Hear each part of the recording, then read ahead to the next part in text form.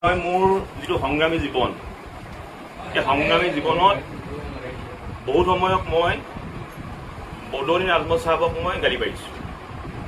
কিন্তু এটা কথা ক'ব লাগিব, উজনি অসমৰ বানাকান্ত ৰাইজৰ কাৰণে বদৌনী নাজমল চাহাবে যিখিনি ত্যাগ কৰিলে, সঁচা কথা ক'বলৈ গ'লে মোৰ অন্তৰ জয় কৰিছে, মোৰ অন্তৰ জয় কৰিছে। আৰু বদৌনী নাজমল চাহাবৰ মই সুস্বাস্থ্য কামনা কৰিছোঁ আৰু নেদেখাজনক মই আশীৰ্বাদ বিচাৰিছোঁ। অনাগত দিনত আজমল চাহাবক ঠিক এই ধৰণে ৰাইজৰ কাম কৰিবলৈ গাত শক্তি দিয়ক। ইয়াৰ লগতে মই আৰু এটা কথা ক'ব বিচাৰিছোঁ, আমিও যদিও বান বিভীষিকাৰ মাজত আছোঁ, তাৰপিছতো কিছুমান কথাত আমাৰ মনত আনন্দ লাগিছে। কাৰণ শিৱসাগৰখন এতিয়া সম্প্ৰীতিৰ মিলনভূমিত পৰিণত হৈছে। হিন্দুৱে মছজিদ চাফা কৰিছে, মুছলমানে নামঘৰ চাফা কৰিছে।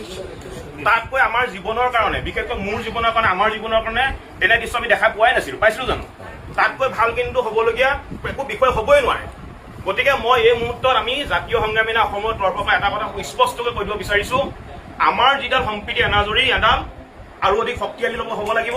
আৰু অনাগত দিনত যদি কোনোবা অপশক্তিয়ে যদি আমাৰ সম্প্ৰীতি এনাজৰীডাল যদি ভাঙিবলৈ চিন্তা কৰিবলৈ হয় বা যদি সম্প্ৰীতি এনাজৰীডাল যদি ভাঙিবলৈ চেষ্টা কৰে, জাতীয় সংগ্ৰামী অসমে আমি সৰ্বোচ্চ প্ৰকাৰে যিমান শক্তি প্ৰয়োগ কৰিব লাগে সৰ্বোচ্চ প্ৰকাৰে সেই শক্তি প্ৰয়োগ কৰি আমি এই অপশক্তিবিলাক নাপাওঁ।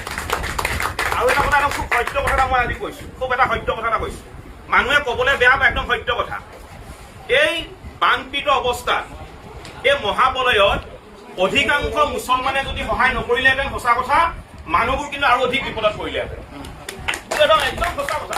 গতিকে যিসকল মুছলমান মানুহে, যিসকল মানৱ দৰ্দী মানুহে এই বানপীড়িত সময়ত বানাকান্ত ৰাইজক সহায় কৰিলে, তেওঁলোকৰ নাম ইতিহাসৰ পাতত সোণালী আখৰে লিপিবদ্ধ হৈ থাকিব।